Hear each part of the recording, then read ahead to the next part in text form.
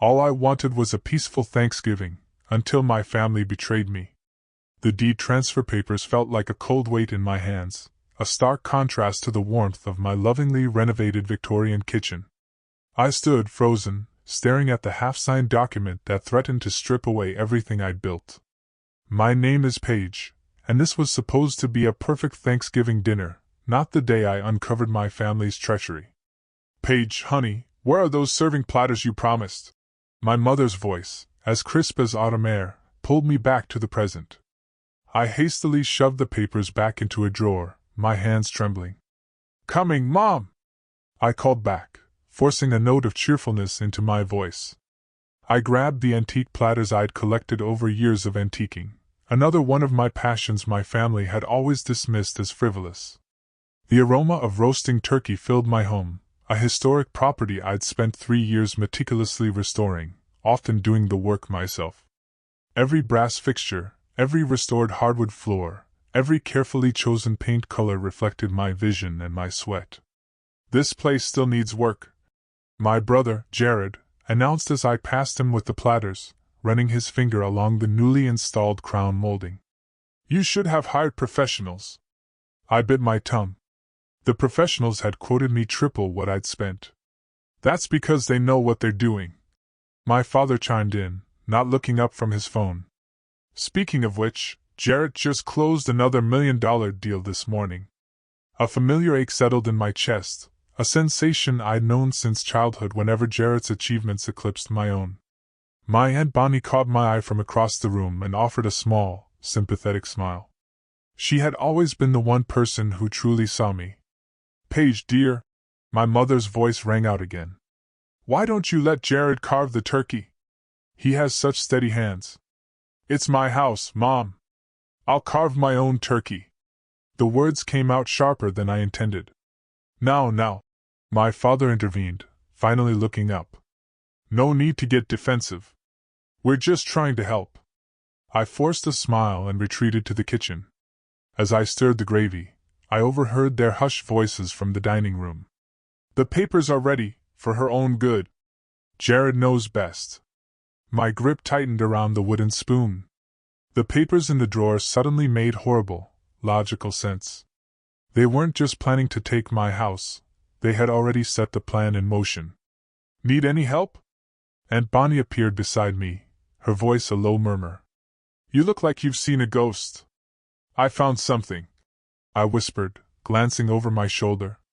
In my drawer, they're trying to. Dinner is getting cold. My mother's voice boomed as she swept into the kitchen. Paige, stop fussing with that gravy. It's fine. Throughout dinner, I observed them with new eyes. Every compliment about my cooking seemed to come with a subtle jab. Every comment about my home carried an undercurrent of criticism.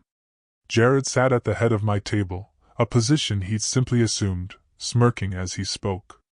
You know, he said, swirling his wine, this place has so much potential.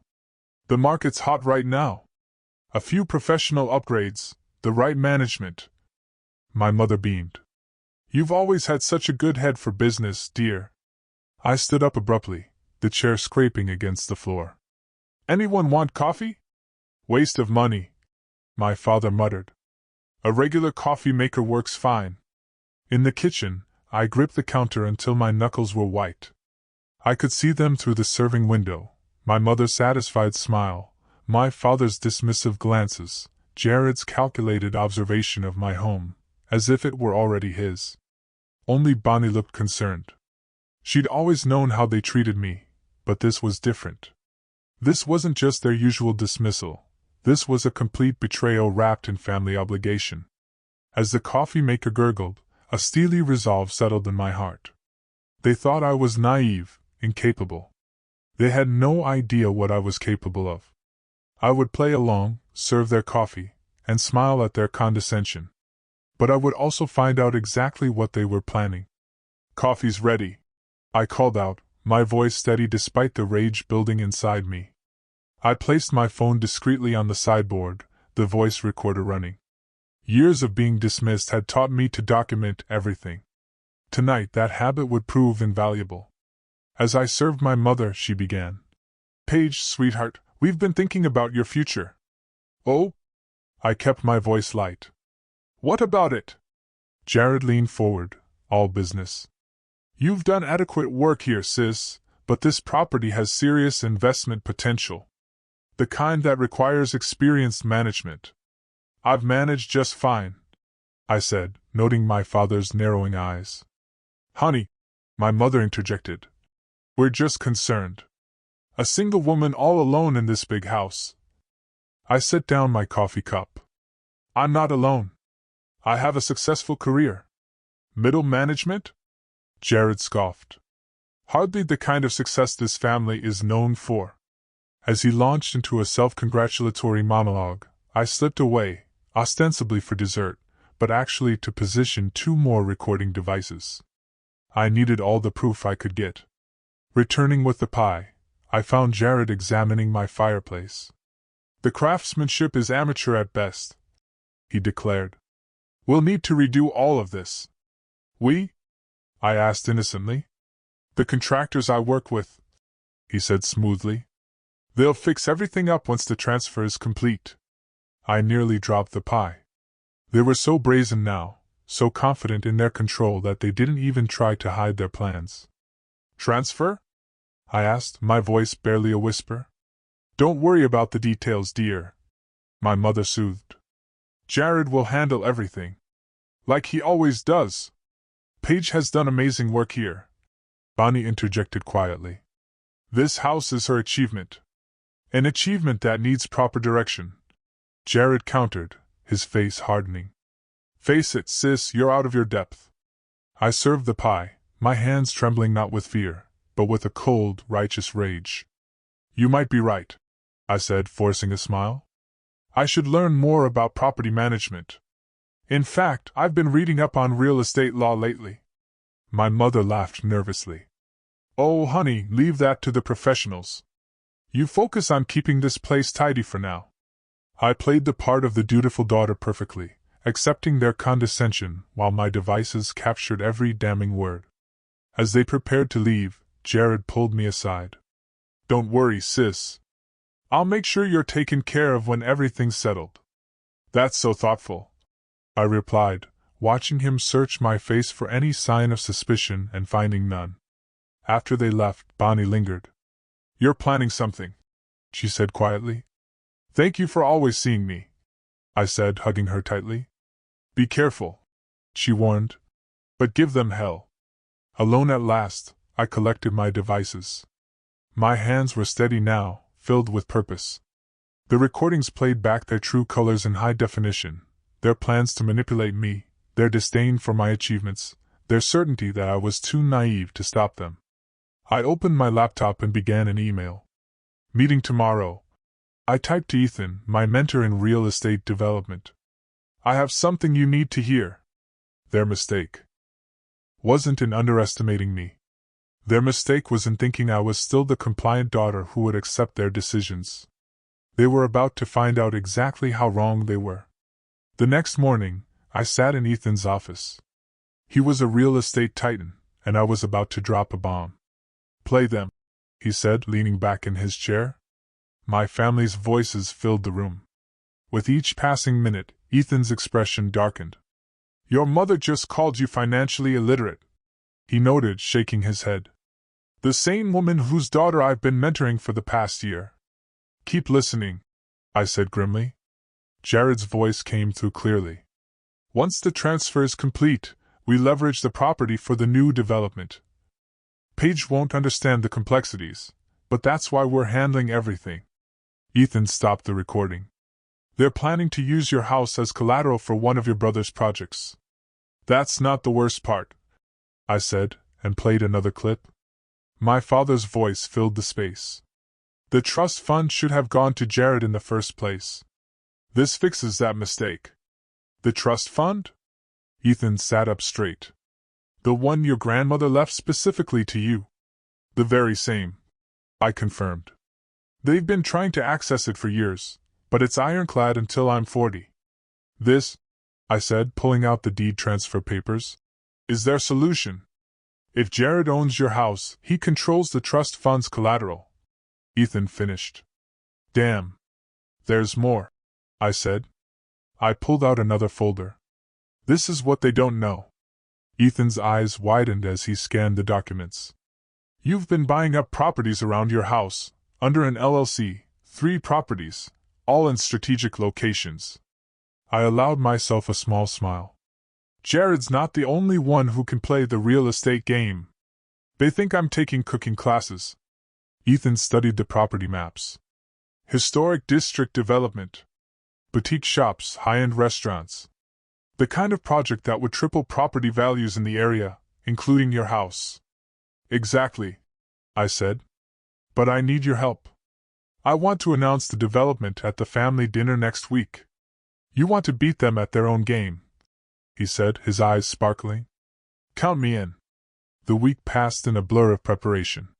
The caterers arrived first on Friday, followed by my family and their lawyer. My mother swooped in, fussing with the arrangements. Darling, you look tense. Jared's bringing some important people. I smoothed down my blazer. I'm aware. Meet Marcus, Jared announced, ushering in a stern-looking man. My attorney.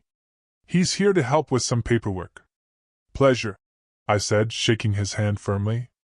I hope you don't mind, but I took the liberty of inviting my own attorney. She'll be joining us by video call. The room fell silent. My father frowned. Paige, this is serious family business. I know exactly how serious this is, I said, turning on the projector I had set up earlier. In fact, I've prepared a presentation. Jared's confidence wavered. Sis, we're just trying to help you make smart decisions about your property. My property, I repeated, a new authority in my voice. Speaking of which, would anyone like to explain these? Documents filled the screen, the deed transfer papers, along with emails detailing their plot. Where did you get those? My father demanded. Does it matter? What matters is that while you were planning to take my house, I was planning something else entirely. I clicked again, and new documents appeared, my development plans, permits, and investor agreements. What is this? Jared's face went pale. This, I said calmly, is the Historic District Restoration Project. For properties, 12 boutique businesses, and projected returns that would make your investors weep. Oh, and it's fully funded and approved by the Preservation Board. That's impossible, he sputtered. The board never approves major development in the historic district. They do, I said, when the developer has a proven track record of historical preservation. I pulled up photos of my home renovation. Like, say, someone who spent 3 years restoring a Victorian mansion. But you don't know anything about real estate development, my mother stammered. Actually, a new voice joined in as my laptop chimed with an incoming video call. She knows quite a bit. Ethan's face appeared on screen, along with 3 other investors. We just wanted to meet the woman behind the most exciting development project this district has seen in years. Jared knew exactly who they were, the same investors who had rejected his proposals multiple times. I turned to their lawyer, Marcus. I believe you had some paperwork for me to sign? The lawyer shifted uncomfortably. Perhaps we should reschedule. No need, I said, pulling out my own documents. I have all the paperwork right here, including records of every attempt to access my trust fund without my knowledge. My father stood up. We were only trying to take what isn't yours. Maybe we should discuss that part next, Bonnie said, her phone visibly recording. The room fell silent. I played a recording from Thanksgiving, my family's voices filling the room. Once we get control, we'll leverage everything. She'll thank us later. You recorded us? My father's face reddened. That's completely legal in this state, I said. One-party consent. I learned that in those cooking classes I've been taking. I displayed Jared's failed project history, 3 bankruptcies, 2 investor lawsuits, and a reputation for destroying historical properties. Did you really think I wouldn't research my own brother? My mother burst into tears. We were trying to help you. You betrayed her, Bonnie interjected, standing up. Every time you dismissed her achievements, every time you tried to control her life. Marcus began gathering his papers. I don't think my services will be needed tonight. Actually, I said, stay. This is a cease and desist order. If any of you attempt to interfere with my property or business dealings again, I'll be forced to take legal action. Jared stormed off, my parents trailing after him. As they left, Bonnie hugged me tight. That was magnificent, she whispered. I raised my glass of sparkling water, a quiet toast to new beginnings. The following weeks brought the swift fallout of their greed. My family was publicly humiliated as news of my project, and Jared's failed attempts to sabotage it, spread through the local media. One by one, their business connections withered. My father called, threatening me, but Ethan and I had already prepared a restraining order. My mother sent passive-aggressive texts about how I had destroyed the family. I simply turned off my phone. They'd had decades to see me, to appreciate me, but they had chosen to try and take everything. The grand opening of the historic district revival project drew a huge crowd. Local news crews lined the streets as I cut the ribbon in front of the first completed building, a restored Victorian mansion I had turned into a boutique hotel. This is a mistake. Jared's voice cut through the crowd. He pushed his way to the front, disheveled and frantic. She stole these opportunities. The reporters' cameras swiveled toward him, and they began to ask questions about his own failed projects. He was cornered, and his facade crumbled completely. You've torn this family apart, my mother said, her voice shaking. No, Mom, I said calmly. You did that when you tried to steal my home and my future. Look around. Everything you thought I couldn't do, I did. And I did it better than Jared ever could. As my family retreated, defeated and humiliated, the crowd applauded. Later, at the reception, Bonnie and Ethan toasted me with champagne.